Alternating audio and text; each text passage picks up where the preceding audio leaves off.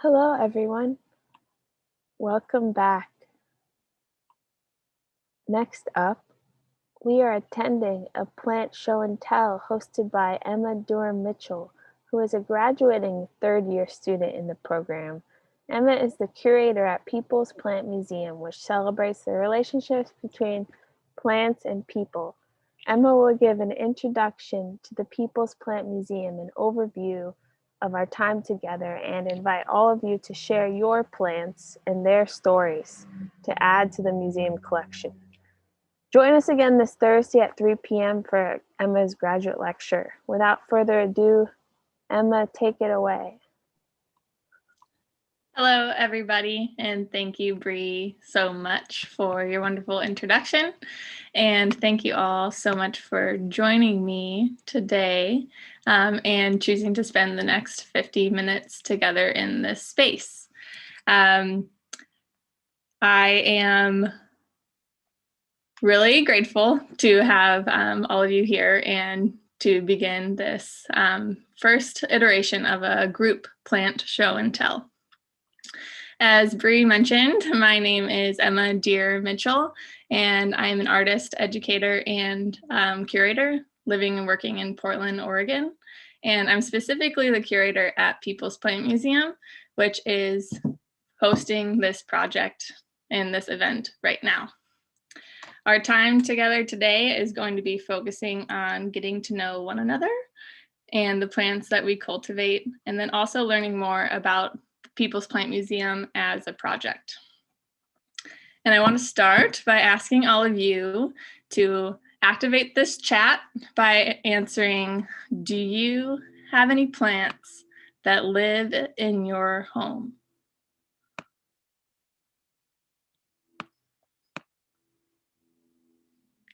Lots of yeses. Great. I have a lot in my home too. And that's what we're going to be kind of talking about to get started. So I want to start by introducing what the People's Plant Museum is. And I also want to acknowledge and advertise that I'm presenting my graduate lecture this coming Thursday at 3 p.m., which will look deeper into what People's Plant Museum is as a graduate project, but then also a series of other projects I've done while in my graduate school experience at Portland State. So our time specifically right now is going to be a brief overview, introduction to what the People's Plant Museum is. And if you're interested and hooked and you want to learn more, I would love to see you there on Thursday to learn a little bit more information and history about the project. And I want to start by just being in the space together right now. I appreciate seeing all of your faces and acknowledging too that this is being streamed on YouTube and that this is a participatory event. So I want to also include that there's a website and multiple other ways to participate for those who are not able to operate this chat. I would love to link you to the peoplesplantmuseum.com and then tag People's Plant Museum on Instagram too. And there's multiple ways that you can participate here if you're not in the Zoom link right now. So here we go. People's Plant Museum is an art project working to celebrate the relationships between plants and people. The museum has a living collection of plants, a digital archive of plants' histories, and hosts a series of collaborative projects and events, such as this one right now. The museum is located within my house out in East Portland. That's right, I turned my house into a museum for plant collecting. I want to introduce why I did this and how I did this before we get started with our show and tell. So I'm going to share my screen for a brief moment and give a little introduction to the project.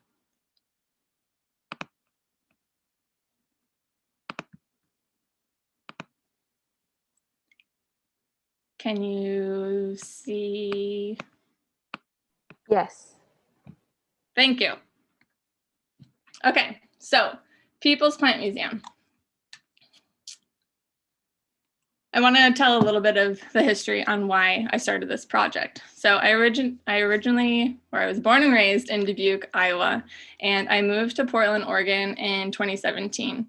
And in this chapter of my life, I had to get rid of a lot of my belongings to be able to take this road trip to Portland. And it was a really hard period to get rid of a lot of my most valuable possessions and things that were most important to me in my house back in Iowa. And one of the things that I had to find a new home for was this cutting of a family cactus that's been in my family for over 60 years. It's an African milk tree. I had a little cutting that my Aunt Mary gave to me, and I tended to it for about a year and a half, and then I gave it to my sister. And when I moved to Portland, I didn't know anybody. I had no friends. I really had nothing in my house.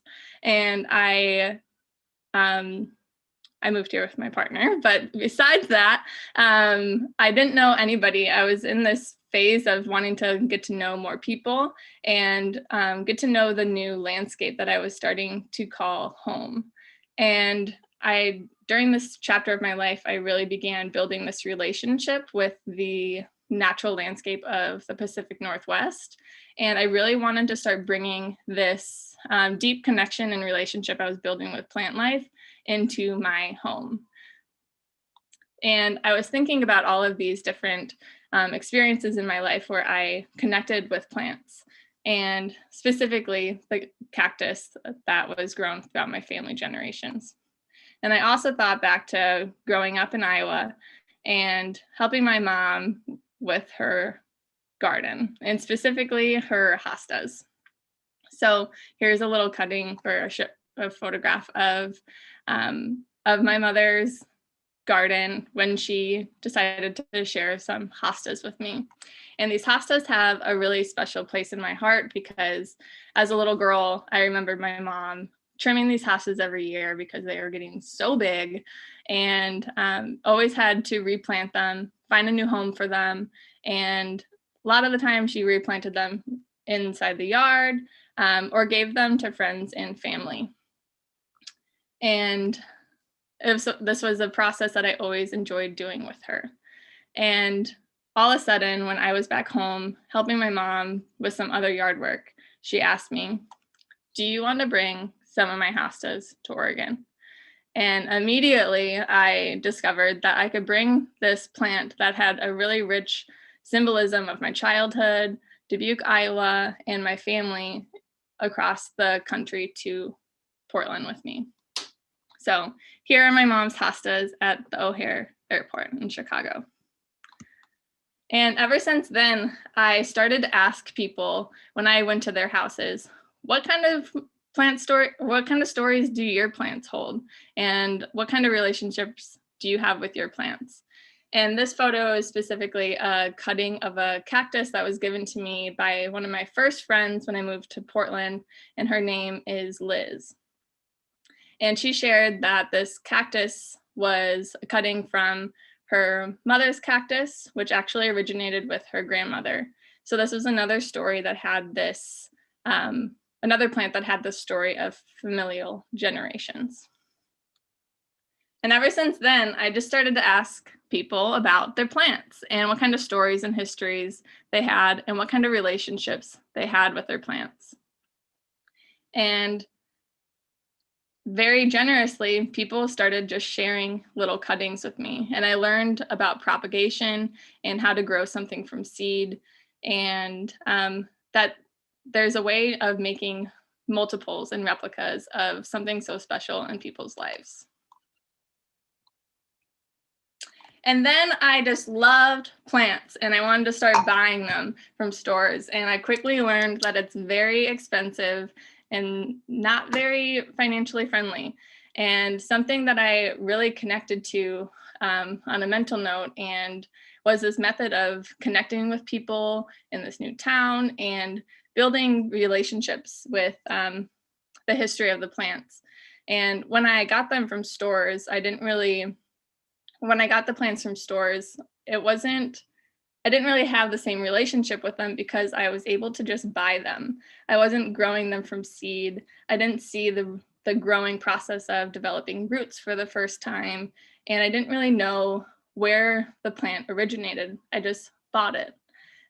So I really wanted to start creating a project that celebrated the history of the plants and made it affordable and a way of exchanging memories and storytelling with people in my community. So I just started to exchange plants with people.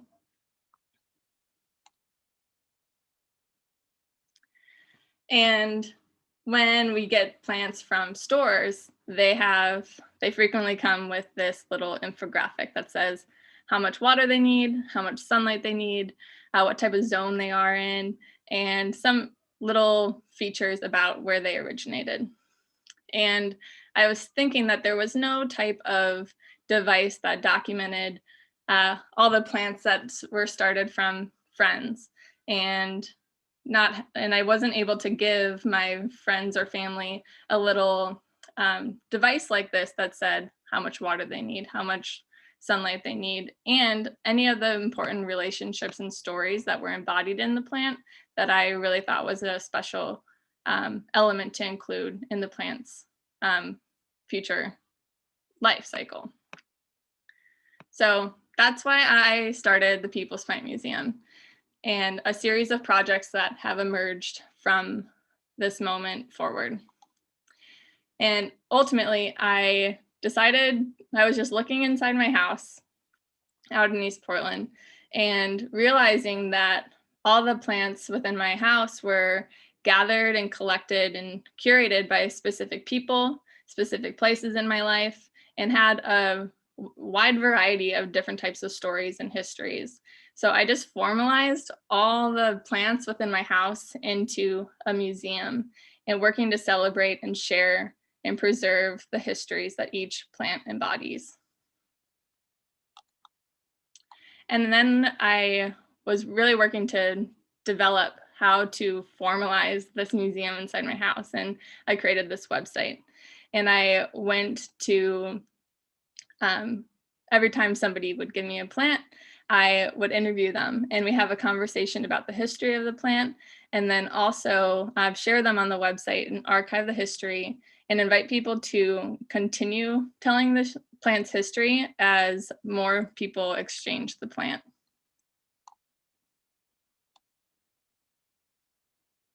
And a way of making sure that I am able to keep this history alive within the house, in my house specifically, is that I ask people to name the plant, tell me all the information about how much water it needs, how much sun it needs, and any type of story or history that they would like to have shared in the museum.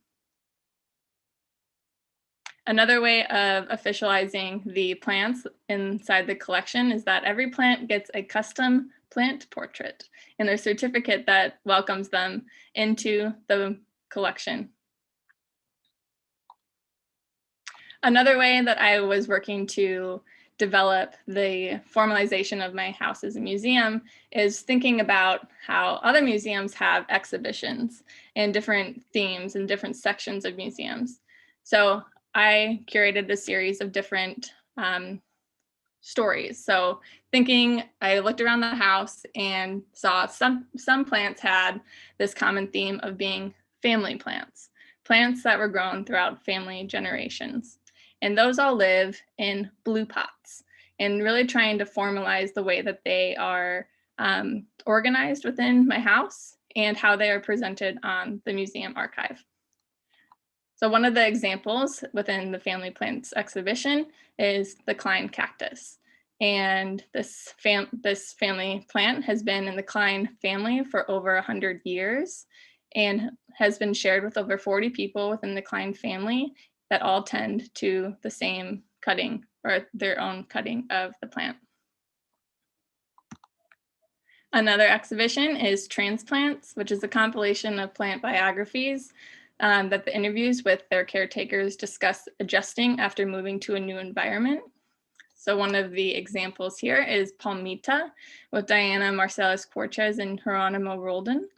And palmita is a tiny little palm tree. And Diana and Geronimo are originally from Cali, Colombia, and moved to the United States. And during their migration here, they wanted to have a little piece of home to bring with them into a new place that they were starting to call home. So they decided to bring a palm tree because they think of, because of the replication of the environment of Colombia. And now they have palmita in their living room that represents a piece of their home. Rotating Plants is a compilation of unique plant biographies about plants that were entrusted to somebody else. So having to leave plants behind and figuring out who is the most trusted person to take care of this plant. And one example within the collection is the Swarva Stevenson plant collection, in which master artist Michael Bernard Stevenson Jr. also moved across the country and had a huge plant collection gathered from specific people and places. And upon their move to Oregon from the East Coast, they decided to leave all of their plants with their mother, Nancy. And since this exchange, there's been death, there's been different changes that happen into the plant collection. So the interview here talks about really authorship and family history. Another exhibition is Artists with Plants, in which are a compilation of plants that were donated by artists, in which our interviews talk about how their relationships with plants has impacted their art practice. And one of the examples is the Chinese money plant with Harold Fletcher, in which we talk about the combination of the similarities between art and agriculture. And the way that I am formalizing and gathering all the plants to add into the collection is in a similar way to traditional studio arts. So in traditional arts museums, there's this term called studio visits, where a curator or somebody involved in the museum will attend an artist studio, and they'll ask them questions about what type of work they're making. And the curators usually have a specific show in mind or have a destination for where the artwork may be shown. So I'm really operating in the same way. I'm just going, as a curator, I'm going to people's houses and I ask them about all their plants and ask them to share their stories. And then usually I will leave with a tiny little cutting to bring into the museum and to start growing another legacy of the same plant. So usually I don't ask for them to give me the full plant because I don't want to take that away from their home. I want to create a little offspring and an extra addition of the plant specifically for the museum's collection. And these home visits can also be done virtually, in which I invite anybody who has some of the same plants to just share their stories. And then they can also give me a full tour of their houses and we can just talk about all the plants that they have. So also thinking about how the People's Plant Museum is operating as an institution discussing history, I'm thinking about other ways of historical documentation. So I just recently launched the inaugural set of People's Plant Stories, which are a series of individual publications that are telling the full stories of people's plants. So the first book here, the introduction, is an overview, more details about People's Plant Museum, the project. And then the other 6 are full interviews with people discussing the history of their plants with any photographic documentation and really trying to create a documentation of this special history in people's lives. And this set is available on the People's Plant Museum website. And then it's also now on view at the Jordan Schnitzer Museum at PSU. in which there's also if you can see me, there's also a catalog that gives a little bit more information about the exhibition at the Jordan Schnitzer Museum. But specifically, I'm sharing the inaugural set of People's Plant Museum or People's Plant Stories with you now is because it's called the inaugural set. This is the first iteration of People's Plant Stories publications, and I am inviting all of you to share your plant stories because I'm interested in creating more publications, more stories, and continuing to fill the museum's collection with more people's plants and their stories. So now we're going to enter into the plant show and tell portion of our time together. So I'm going to quit sharing my screen, and I first want to ask if anybody just has any general questions about the project before we get into the show and tell portion. And it's wonderful to see all your faces again.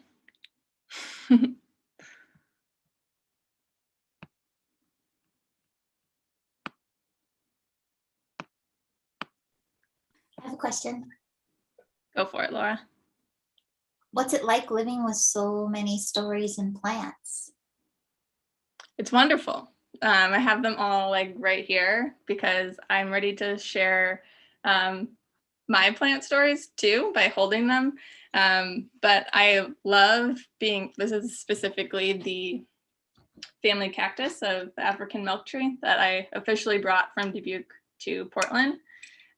So really a lot of the stories are just so special and really fill my house with a lot of meaning and symbolism. And I just really feel grateful to have 100 plants that have these really rich memories and stories, and that I'm able to have that relationship with all of them.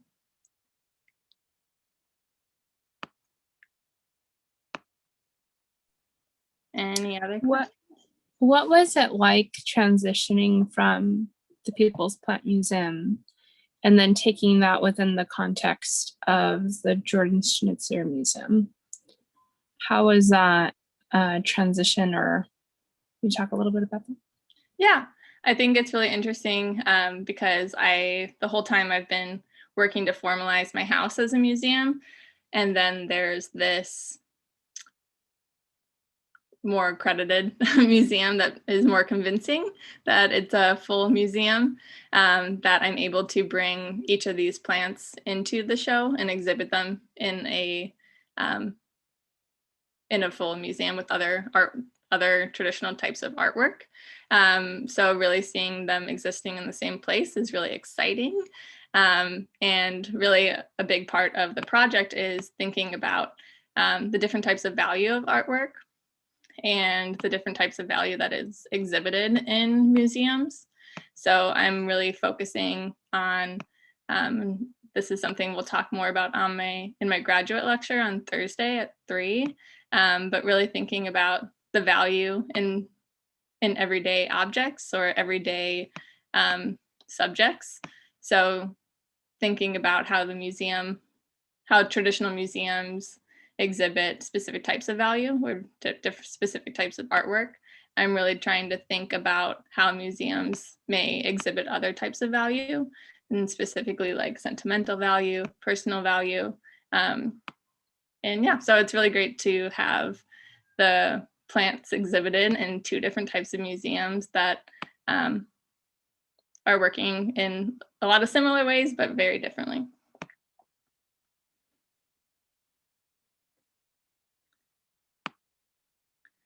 All right, so I think maybe we should move on to, thank you for your questions. And I think maybe we should move on to the plant show and tell portion. So I would love to give you 2 minutes and just like look around your house. And in our chat, there was a lot of yeses to the answer to the question of, do you have plants? So I just want you to take a minute and walk around your house and spend some time with your plants And if you are feeling like, I don't have any plants that have stories, I want you to just spend a minute with them and think about your relationship with them, your own stories that you've built with them. And I'm interested in hearing your thoughts.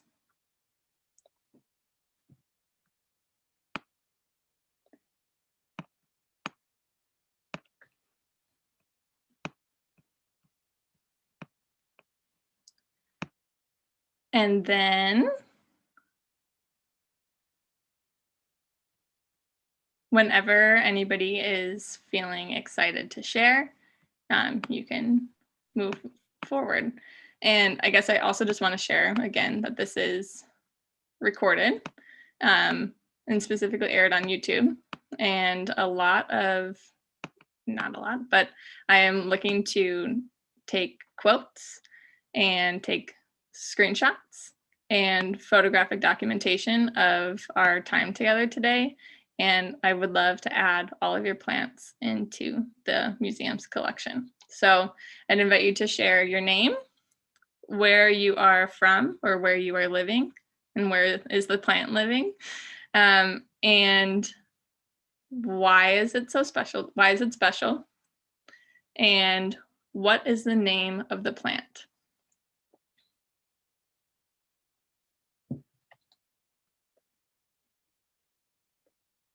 And Emma, there's a comment for you in the chat.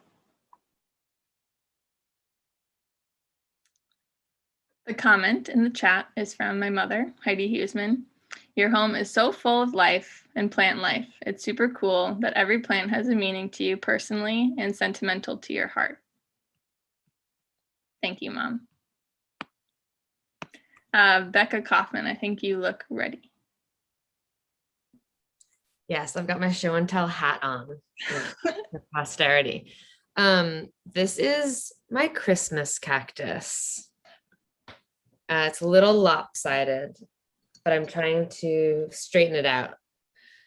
And I'm really inspired by how well you keep track of your own plants, because I have no idea where any of them came from. I often forget what type they are, and then I have to crowdsource with friends and family who are more knowledgeable than me to like re-identify what it is I even bought. But I always remember this is a Christmas cactus because my dad has one and he's an incredible gardener. I did not get this from him, but I look to his collection of Christmas cactuses as a point of reference to know what a healthy plant should look like. And this Christmas cactus has really given me it's been a roller coaster ride. I don't know if yours do this, but this really fluctuates. Sometimes the leaves are like really shiny and thick and robust, and you can tell that it's thriving. And then sometimes they're like thin and wrinkly and shriveled, and it seems to have like no real correlation with how much water I'm giving it. So I'm like constantly freaking out about this Christmas cactus because I feel like it's been too long to say goodbye. You know, like I want it to last 100 years or whatever. And yeah, so I recently transferred it into a bigger pot because it was time, which is like a real accomplishment for me because I've always considered myself to have a black thumb, as in like a dead, like crusty thumb that is not green at all and incapable of growing anything. So this has been an exercise in parenthood that so far has succeeded. Thank you. Thank you for sharing, Becca. Yes, this brings up a great point. If you have your plants near, let's kind of put them in the screens together so we can kind of have the plant life all surrounding us. I would love to ask you a question, Becca. If you did have a black thumb and had some struggle with keeping plants alive, what was different about this one? It just kept persisting. And I think it's pretty resilient. I've killed succulents, which everyone always says are impossible to destroy. So somehow this one has just soldiered on. And I think there's like a mutual commitment happening between us at this point. Thank you so much, Becca. Does anyone else want to share their plant story? Could I tell a story about another Christmas cactus? Perfect. Yep. Thank you, Ariana.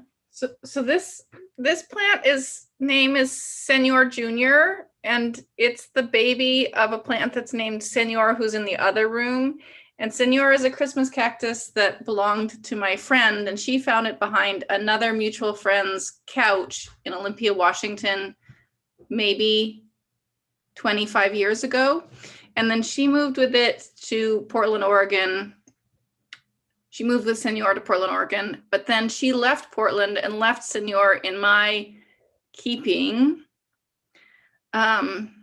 which was fine. But then we got cats that like to eat plants, and the cats ate many of Senor's arms off of him.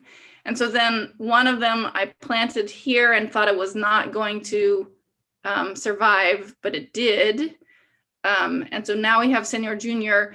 The other thing is that my friend, this is sort of a non-plant related detail, but we have the same birthday. She's 1 year older than me, and our birthday is in November. And almost every year, Senor pushes out beautiful, hot pink, crazy blossoms right on our birthday. It's so nice.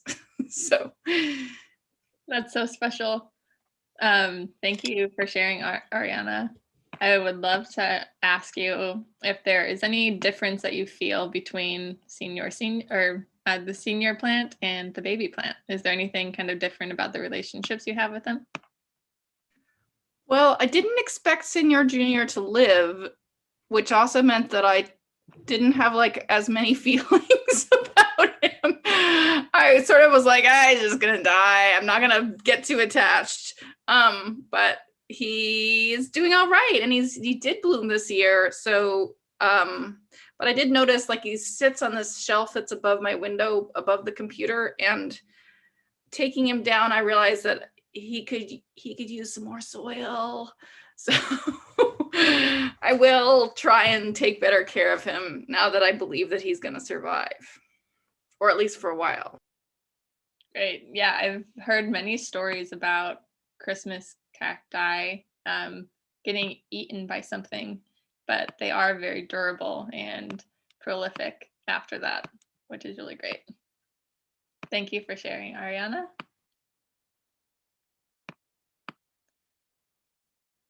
Laura. I can go next. Okay, Allison Wong, go for it.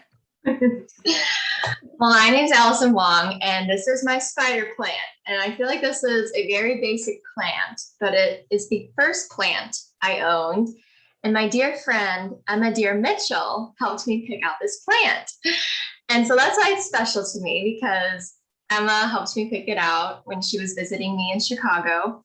And she helped me find a place for it in my apartment. And it's been really fun taking care of it. I think the sun kind of was shifting and it wasn't getting as much sun anymore. So it kind of started to get really white, like it wasn't green at all. It was like really sad looking, and I like almost gave up on it. And I was like, I'm just gonna like get it out where it's from, set it down on some sun during the day, and then it like literally in hours it like was green again. I was like, okay, it just needed some sun. So it's doing so well now. It's like getting taller. I got this nifty little light reader, moisture reader, because I thought I would try that out so I can see how much light it's getting. And if it's dry, because yeah, I never thought I was a green thumb either. So I feel like I need a lot of extra help. So anyway, it's doing really well, and I really hope it starts to like sprout and produce like the babies that everyone talks about. Because then I'll feel like I made it and I did a good job. That's my plan. Thanks for sharing, Al. You're welcome. Since you said that this was one of your first plants in your house, and it's going pretty good. Have you gotten any more since then? I did buy I think it's like called like a Chinese dollar plant or something. It's like the green leaves that are like circular. I bought one of those and it's doing really well. I recently moved, so I had to find like new areas for my plants. And I'm wondering if that I put him in a bad spot, so I might have to move that one around. But I did buy that, and then I also tried planting seeds. Like I did some pepper seeds, bell pepper seeds, and like parsley and cilantro, and those are all doing so well. And I just planted them outside. Great. So I'm very, very proud of myself, and it's all thanks to you, Emma. Thanks for sharing, Al. You're welcome. Anybody else like to share? Laura? I think my mom is ready. All right, Rita? Hi. Okay, I don't think it's really tall, so I don't know if you can see all of this, and I don't know what it is, but it was a series of two cuttings, which are kind of right in the center here, that had fallen off a very tall plant. And she didn't know what to do with them, and she knew I love plants. So she gave me the cuttings. And that was about 2 years ago, maybe 3 years ago. I had the hardest time finding a planter for it. But eventually I found this planter in my kitchen cabinet, which is actually a utensil holder, but it fit. So I had these two fairly tall stems that were not particularly pretty, and they weren't particularly growing. And all of a sudden, they started to grow new leaves, which of course is what they're supposed to do. And then about 3, 4, 5 months ago, I have this in my bedroom, and it gets really nice morning light. I took a look at the soil, and I got a little thing coming out of it. I don't know if you can see it or not. It's kind of right here. These little stems, like they're growing out. I've never had a plant do that before. Usually it's leaves that come off the main trunk.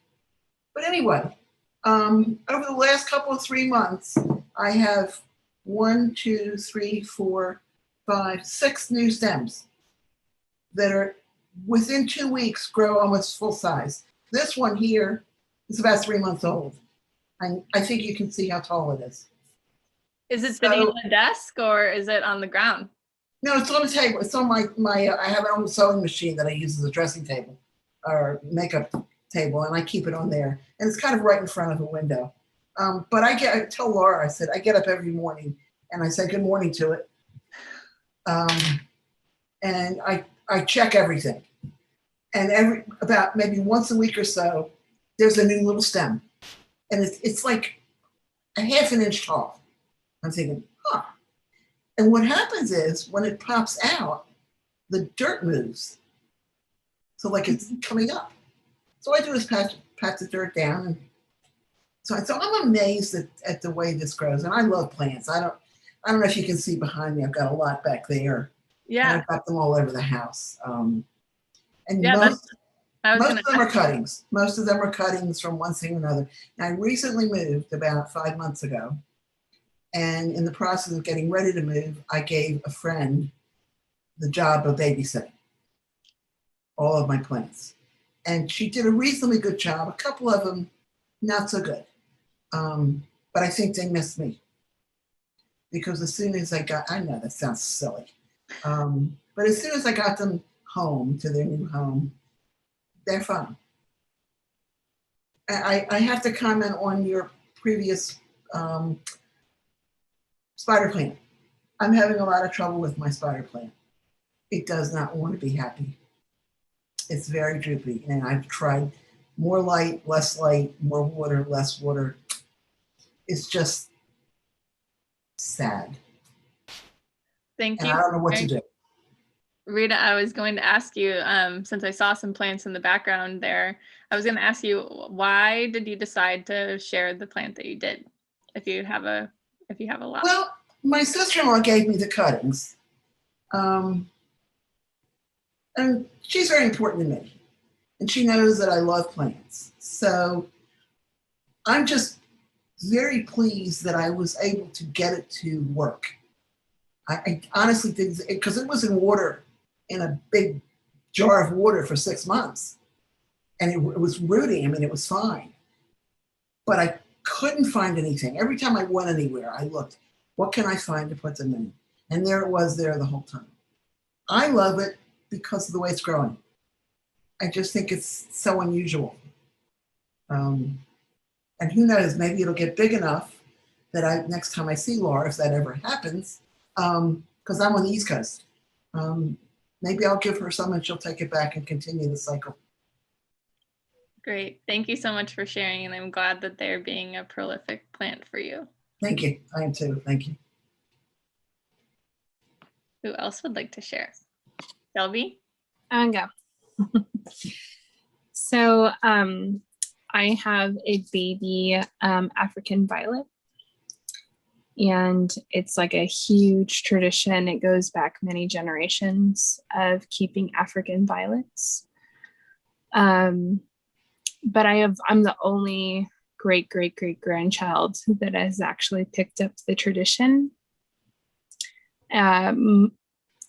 My great grandmother used to grow like at least 20 or 30 African violets in her house. Wow. And it's kind of like a really sad story, but she came home one day and like there was a burglar who was stealing all of her African violets. And she got into a physical altercation, and actually my great grandfather was killed in that situation. So this is like a very like emotional, but also very like, it's just like deep seated and within my family of keeping African violets. And so yeah, I don't think anyone in my family has told that story, so I'm bringing it here. Thank you for sharing, Shelby. And I would love to talk more about the history of it. And we could always, with everybody too, we can always follow up and have more conversations to add more details. If you, whatever more details you'd like to add into like your own page in the museum archive, like I would love to follow up with all of you individually.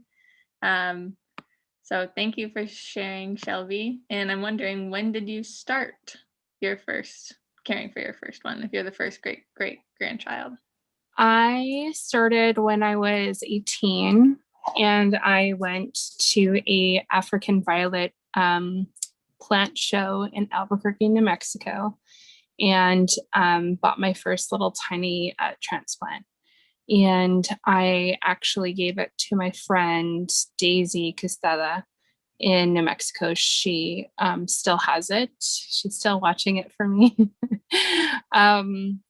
But yeah, I've had to give away a lot of my collection because I had to downsize to live in the RV. But I decided that I couldn't not do that any longer, so I bought this one. This one's about 2 years old. It's pretty sad. It like wants more light in this RV, but it's hard to give that. So yeah. Thank you for sharing, Shelby. I would love to grow in here. I have a lot of light. We can maybe collaborate on that. All right, would anybody else like to share?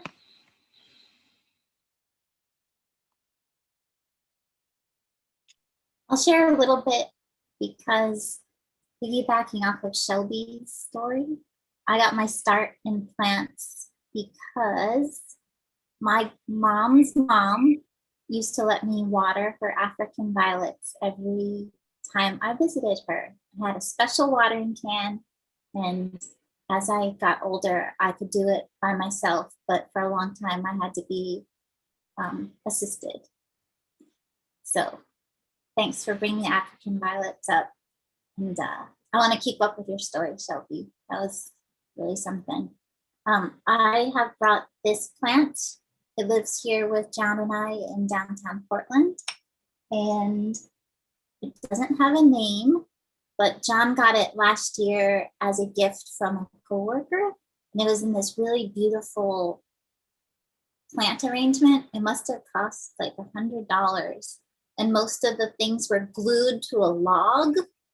So they didn't really survive, but we took these cuttings and handed them over to my friend Polly, who replanted them into this pot that I got at an estate sale. And it was like a third of the size it is now. So a year ago. And now it's like just really doing so well. We don't get a ton of light in the apartment, but maybe it's just enough. I also have this cute little dish it goes in for an espresso cup. So I look at it and I think of John's coworker, John, our friend Polly, and digging around in trash for really other cool pieces of trash. Great. Thank you so much, Laura. Is this one of your only plants? Or why did you decide to share this one? Well, because it's just so cute. How many plants are inside this same pot? It looks like there might be a couple. Yeah, it's two. It has two. And they get along. That's important. Definitely important for the two plants sharing a place to get along. Yeah, I think you bring up another through line that I've found is recycling used other types of containers to create homes for the plants. And I'm wondering if you have any like connection between why you chose the word trash to describe the home for the plant. So I'm wondering if you could describe like why that connection might be important for you. Because I was drawn to the little espresso stuff, but I don't have an espresso machine, but I just felt like I had to put it in my life. And I hoped that someday it would have a purpose beyond just being cute. And now it does. So finding new purpose for something beyond what it was made for. So I'm not sure. I shouldn't have said trash. It just came out. No, I think it's interesting though, because it's like something I connect with that is that you're growing life into something that didn't really have a prior function for, that you're just kind of waiting for it to have a new purpose. So thank you for sharing, Laura. Does anybody else have a plant that's waiting to be in the spotlight? I have a plant. Technically, I think there's 3 plants. There's 3 here. Oh, sorry, there's cobweb. I just put my hand in. That's kind of gross. So these were really small cuttings that I found walking through Colonial Hills when I was living there, actually. And it was in front of just this person's house, and they had a bucket full of them that they were just handing away or giving away on the side of the road. So I picked up these 3, and fast forward, I've moved like a handful of times since then. And so now they're huge. And I'm just really impressed with them. They were and they almost died multiple times too between moving. And I had it posted up in my kitchen against this big window, and they just got really big. It's my little story. And yeah, now there's like a little cobweb spider home that I might have ruined that was growing on the side of it. So sorry, spider. Thanks for sharing, Rebecca. When did you say that you started the plant, when it was small? That would have been 2016, 2017. Yeah. Because it's grown quite a bit in that long time. And I didn't have to do hardly anything. It's like, it's an owl. I should have said that. It's like one of those succulents that was easy to take care of. Just water it when I remembered, like once a month. All right, great. Thank you so much, Rebecca. We have time for a couple more. If anybody else wants to share.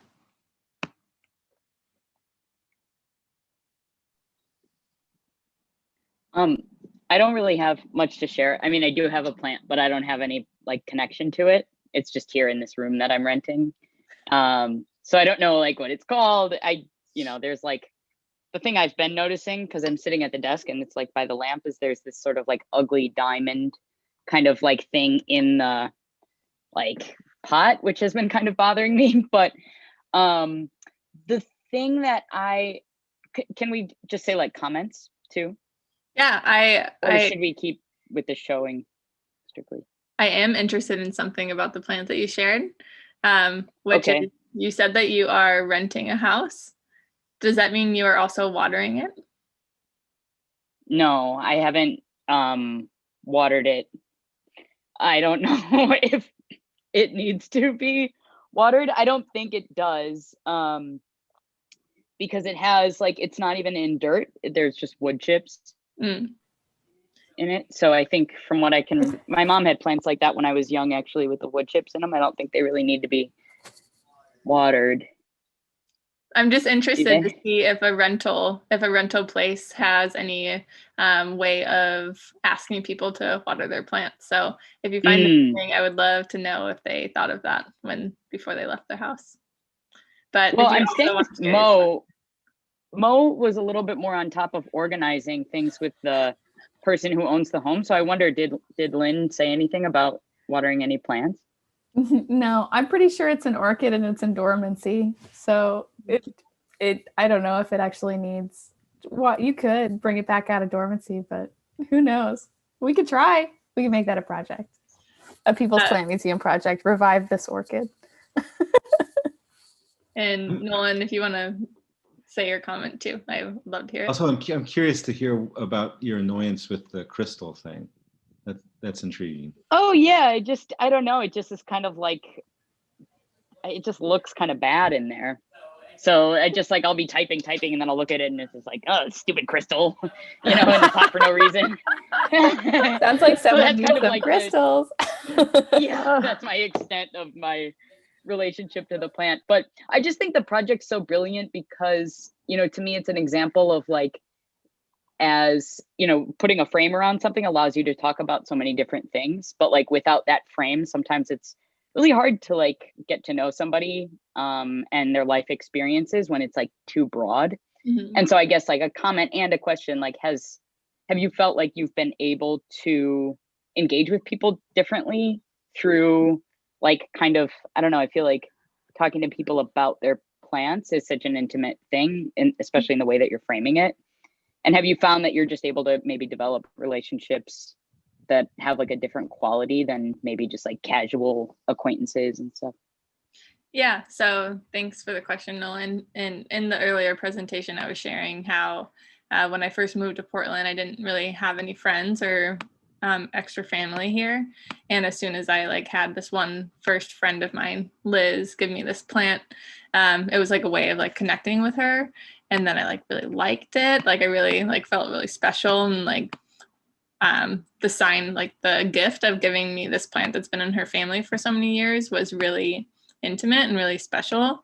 And it kind of became a way of like, whenever I went over to people's houses, it became a thing to talk about, and a way of sharing any type of story.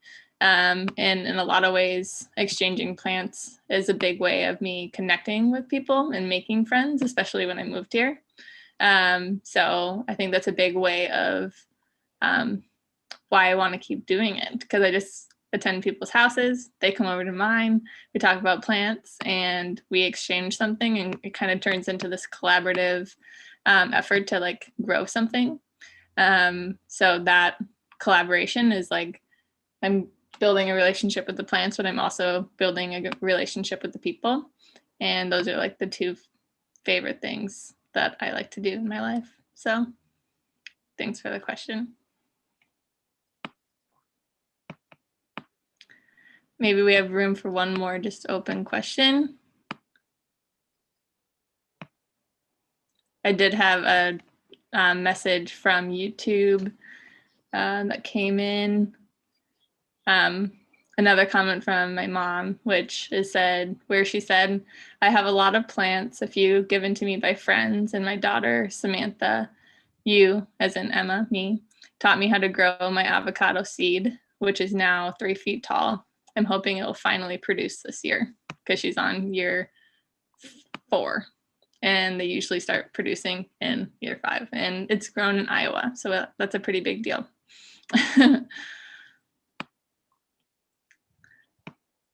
All right. Any other questions? Oh, All thank good? you so much, Emma. That was so much fun. And we appreciate your project. And Nolan said, I wanted to let you know your mom, Heidi. I wanted Heidi to know how much life you've brought into the program through your project and just your presence. And So hi, Heidi. I know you're on YouTube. Shout out to Heidi. We love you, Heidi. She's definitely had a big impact on this project, as many people. So thank you again, all of you, for coming today. Again, I'll talk more about the project on Thursday, and I would love to see you there. Thanks, Emma. And so that completes today's Assembly TV. Thanks so much for tuning in to our program today. We've got lots more events and workshops happening every single day this week, 12 to 6 p.m. Tomorrow we'll be kicking it off with a multimedia presentation by the first years on auditing whiteness in popular culture. Third year Nolan Hanson's graduate lecture, followed by a trans boxing workshop, and first year Diana and Marcellus Quartus Make Your Own Meme workshop. You can find the assembly schedule and read about all of these events on our website, psusocialpractice.com, and check out the Instagram, the @ PSU Art and Social Practice, for the latest updates throughout the week. Hope to see you tomorrow.